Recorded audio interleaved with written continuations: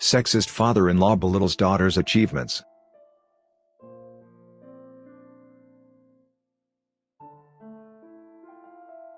My father-in-law regularly makes a great deal of sexist and chauvinist comments. What makes me upset is the frequency at which he makes these comments about my younger sister, who is a competitor. Presently, my father-in-law figures himself to be a remarkable competitor once upon a time, albeit nothing really significant. My sister is a long-distance runner, and a great one. She scores in the top 10 women of pretty much every marathon race she runs.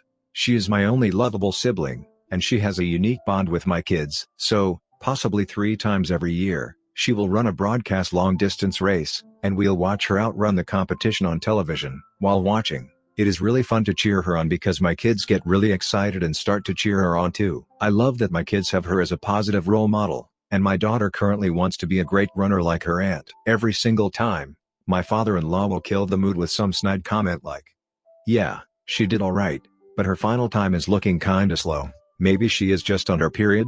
I mean, it's not horrible, but she needs to remember people are going to get faster and stay faster if she isn't at the top of her game.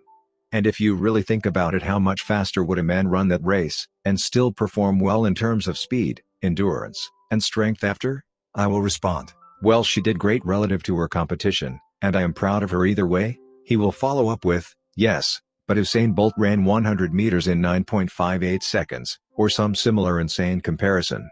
He keeps acting this way in front of my kids, and I am afraid my young daughter is slowly soaking up all his nonsense. How do you handle this situation? I want to say that in general my father-in-law is pretty tolerable, but in reality I think everyone just kind of sees past his flaws because he's disabled, and a veteran. I must add that he wasn't disabled in the line of duty. He was disabled because he drove drunk, and wrapped his truck around a tree. For this reason he doesn't drink anymore. Thank God, because from what I hear he was an intolerable and dangerous drunk. This was several years ago, when my husband and I were dating. It was Christmas time, and it was my second time visiting my future dear husband's parents at their very small home. It was the duration of Christmas break, a long and grueling 2 weeks. Why I agreed to this, I'll never know, because I was bored to tears the first time I visited them. Future dear husband ignored me, and hung with his brothers. The mom was at work, and the dad off somewhere in the shop or sleeping in his recliner. I noticed several times during this visit my husband kept getting pulled aside to various rooms or outdoors by his parents, and through the paper-thin walls I often heard my name spoken. This causes a lot of anxiety, since so far his parents had seemed pretty indifferent to me, and hadn't shown any approval or disapproval. I was already on edge with a ton of other stressors in my life, with family issues of my own, financial strain, and school stress. Finally my boyfriend took me on a walk, and told me his dad wanted to talk to me about the way I dressed because he thought it was inappropriate. I was taken aback, and very confused. I had barely spoken with a man, and being winter, I had been wearing nothing but jeans, leggings, modest, and loose-fitting sweaters, and flannels. On the weekend at church I wore a dress that my boyfriend had bought me, which led me to assume it was okay.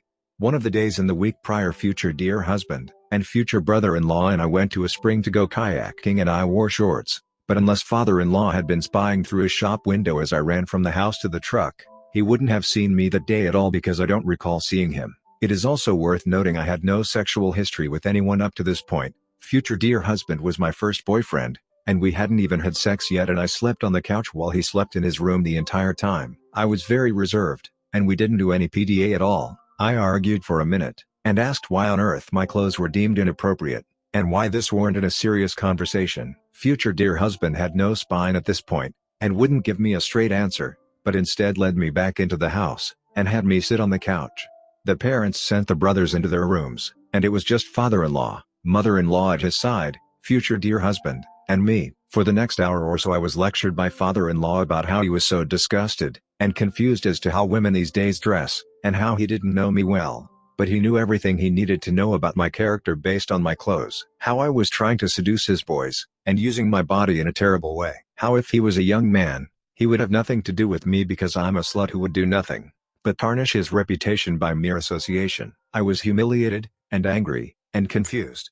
He never even specified what clothes he disliked. I can only assume he thought my leggings and jeans were too tight, my dress too short. I'll never know. He also lectured me for using the word stupid, which apparently in their household was on par with 4-letter words. Speechless, I looked at my boyfriend, who had his eyes down, and did not say anything in my defense. Future mother-in-law the same. I apologized for breaking rules I was unaware of, and through my shaky voice and tears I told them I'd try to respect their rules in their house. I knew that their greatest fear that they repeated often was that they hadn't raised their boys right, so I hoped that if I poked at that, maybe it would trigger a guilty response. I said I thought they raised their boys well enough to not associate with sluts or be led astray by indecent clothes. This reduced future mother-in-law to tears, and future father-in-law looked at her, then my tear-streaked face, then at future dear husband, shook his head, and said, "Women," before leaving the room. I bided my time in their home quietly, and in baggy sweatpants until I got home. I broke up with my boyfriend immediately, and for several months until he finally apologized, and promised he would stand up for me should anything like that ever happen again. Spoiler alert, this happened again other times with some of his mean friends, but at least not with his dad. I could go on about how he berated his wife for crying when their youngest son tried to commit suicide, but I'll save that for another day. I think he's a sexist, mean man. Do not be a Percy. My in-laws are staying with us for a week. They're great, we love them, but lately my father-in-law, Percy, has been difficult. Percy has a host of health problems, so I try to be as accommodating as possible, cooking healthy, delicious meals, keeping the house quiet when he is napping, etc. Percy has been through a lot, but he says and does things that have been upsetting me and my significant other. For example, Percy has a hard time maintaining a regular sleep schedule. He gets tired around 8, and then wakes up around 11 p.m., then sits in front of the TV, and falls asleep on the couch at 2 a.m., with the TV still on. When he turns on the TV, it is so loud it wakes me and my significant other. We've reminded him more than twice that our bed is on the other side of the wall, but he insists on keeping the volume up because he hates subtitles. Percy suffers from hot flashes, and is sensitive to heat. My significant other and I live in an area where electricity is expensive, but we bit the bullet so we could run the AC all day to maintain 78 Fahrenheit, 25 Celsius, so that Percy would be comfortable. It's on at 8 a.m. until we turn it off at 9 p.m., when it's cooler outside, and we can just open the windows. We have told Percy about opening the windows, and he knows how expensive it is to run the AC. He turns it on anyway when he goes into the living room for his 11 p.m. TV session. It gets down to 65 Fahrenheit, 18 Celsius, overnight, but he insists on circulating air. He doesn't even close the windows, so we're just wasting money on an additional 9 hours of pointless AC. Percy is a self-described foodie, and is a very good cook. The only problem is that he can be a bit of a snob. I tend to use very simple ingredients, but Percy is the kind of guy who takes pride in using expensive ingredients, like truffle oil. I use iodized table salt for my cooking. Percy decided to treat us by making us dinner, and he was rummaging in my spice cabinet, and found a packet of expensive pink Himalayan salt that I was saving for special occasions. He ripped the bag open, and said finally, "Some good salt." None of that iodized crap. He then put his hands, which were wet with raw pork, into the bag to grab a pinch. I know salt kills bacteria, but now the salt has clumps of pork juice in it. Our cat is very annoyingly vocal when he wants attention. We have been training our cat not to yowl for attention, but Percy thinks it's fun to talk to our cat. So our cat will go to Percy for attention, and they yowl at each other. Even my mother-in-law was like, "Percy, stop egging on the cat, it's getting annoying." But no, Percy doesn't give a crap. During Percy's midnight TV time, they can be heard yowling at each other over the blare of the TV. So yeah, the past 3 days have been just great. I've been sleeping less than 4 hours a day, while still being expected to make and plan all the meals, on top of my daily chores, while constantly entertaining my in-laws. 5 days to go and it is getting worse. Before that, I feel that I should clarify a few things. Add info. We don't take or keep the cat in the bedroom with us because his food, water, and litter are in the kitchen and laundry area. Plus he hates being holed up in a room, and would yowl at us until we open the door anyway. We kept the AC at 78 because it's what Percy specifically requested. It's cool enough for him, but not too cold for mother-in-law. She gets cold very easily. The thing is he wants it on all day, literally 24 hours a day. Percy chews tobacco. This is one of the things I forgot to mention. I'll get into it more later. Percy makes a lot of stereotyping and racist comments, and it's been getting worse. I am Asian, specifically Korean. He has made a lot of Asian jokes, most of which I just shrug off. "You're Chinese? What does ching chong mean?" Like, 70% of our interactions are his racist jokes, and I'm getting tired of tolerating it. It's my belief that if you're the type of person that relies on stereotypes and racism to carry conversation, you're a boring, shallow person. Anyway, more about Percy's worst behavior. Fast forward to just less than a week later, and the in-laws are leaving tomorrow. Here are a few highlights from the past 4 days. We went on a few really long day trips. One day trip was at a famous city, and another to a state park. Each of the day trips required 4 or more hours of driving, round trip. Percy doesn't like sitting for long periods of time, and gets very grouchy. He spent the rides criticizing my significant other's driving, the way our car handled the roads, basically, etc. He also left a few tobacco spit bottles in the car to get ripe, as well as tobacco flakes all over his seat. We decided to visit the famous city's Chinatown. Percy didn't want to go because he was worried that there would be too many Filipinos. Apparently, when he had visited the Chinatown in Manila, there were Filipinos everywhere. It was dangerous. Manila is in the Philippines, so I'm not sure what he was expecting. The famous city's Chinatown was more to Percy's liking. Not too many Filipinos, you look like you fit right in. OP. At the state park, we stopped by a counter-service cafeteria-type cafe, where you order and get food in one area, and pay at a separate register. When we arrived, there was only one line, and you could pay at the same place as the coffee station. It got busier, and they had the paying and finished customers move to the end register so they could just get coffee orders. Percy threw a fit. We were next. You are going to make us move all the way over there? We've been waiting this whole time, and now you're moving us? My significant other had to calm him down. Significant other had looked at the weather forecast, and it said it was going to be cold or rainy at the state park.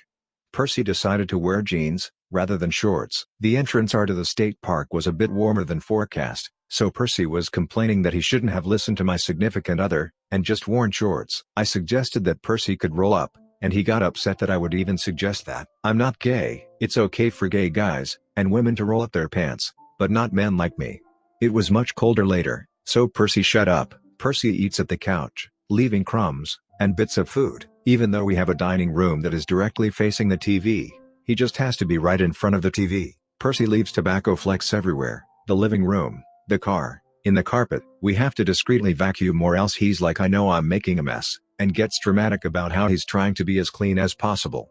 He has a spit cup that I gave him, specifically to use, but no, he also wants to use the pretty cup my sisters gave me. So he has 2 spit cups, and also likes to spit in the kitchen sink, so tobacco goo all over that too. Percy likes to help with the dishes. All he does is rinse them, and put them in the dishwasher, but doesn't run it. It's usually not a full load, maybe half.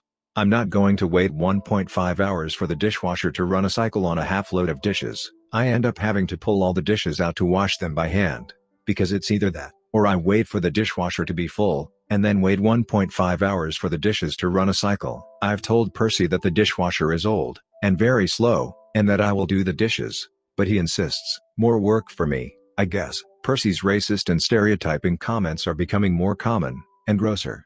I was sitting next to my significant other, watching him playing a video game. I had cut up some fruit, and was sharing it with so I would eat a slice, and feed my significant other a slice. Percy said I should have married a Korean lady. German women don't do that. My mother-in-law is German. He's never said it directly, but Percy often makes comments implying that I'm the desirable, submissive Asian wife. I was massaging my significant other's shoulders after a very stressful day at work, and Percy looks at mother-in-law, and says why don't you do that? Is it because you're not Asian? I made a Korean feast, bulgogi, and all the bankin', and Percy says to my significant other you eat like a king. Wish I married a Korean girl. It's all very cringe-inducing. Less than 24 hours left. I'm very excited to have my home back to normal soon. They got a really early flight, so that they would arrive home at a decent time. We have to leave the house at 3 a.m. and drive them an hour to the airport. As much as that's going to suck, I'll be happy to have a peaceful drive back. Also, my significant other has talked to Percy, as have I, on different occasions, mentioning that we don't like his comments. I've told him that his I wish I married a Korean girl comment make me uncomfortable. The first couple times, he apologized. Lately, he's gotten worse, and becomes defensive when confronted. Not sure what's caused him to change. I love my dear husband. Let me preface this by saying that my dad and I are in a good place now, but it's been a long and bumpy road. So my dad has always suffered from what I refer to as typical Mexican machismo bullcrap. He has always talked down to me, and my older siblings. We, the kids, have always butted heads with him growing up because we would often call him on his crap while my mom just stood there listening to the bull. And of course he was never wrong, so anyone who disagreed was an ungrateful, selfish piece of crap. Onto the story. I was 17, and hanging out with my boyfriend, a friend, and friend's boyfriend. I got into a fist fight with another girl at the mall. and we were all detained in the mall security office. My parents show up, and my dad starts telling me how stupid I am. My friend's mom comes, and starts telling her that she is never allowed to go anywhere again. I stand up, and tell my friend's mom that she didn't do anything, and is only here because we happened to be together, but that I was responsible for the whole altercation. Cue my dad telling me to shut the hell up, and not to get myself into further trouble for someone else, and that of course this was my fault. But why did I have to be so stupid, and say that to everyone? After many more insults, including where he told me that I was worthless, and no better than dirt, my then boyfriend stood up, and told my dad that he didn't have to talk to me that way. My dad just looked at him, and said, "Sit down. You can't tell me how to talk to my daughter." My boyfriend kept standing, and told him, "That may be true, but it doesn't make it right." Fast forward 5 years, and boyfriend is now dear husband. We are living in my parents' guest house. My dad and I are in the backyard in a ridiculous argument over the water hose. Here come the insults so loud the whole neighborhood can hear. My mom is just standing there listening as always. Dear husband comes out, gets between me, and my dad, tells him I don't care what y'all are arguing about. You don't have to talk to her like that. Then my dad spits out his go-to line about how no one can tell him how he can talk to his daughter. Dear husband says, "No, but I for damn sure can tell you how you can talk to my wife." My dad just stood there dumbfounded. My mom looked like she wanted to run. It's like the world stopped and I fell in love all over again. It's been about 10 years since that incident, and things have gotten a lot better with my dad. He is still an asshole, but at least he treats me with some respect now. Subscribe and turn on the notification bell for more stories delivered to you. Thanks for listening. See you later.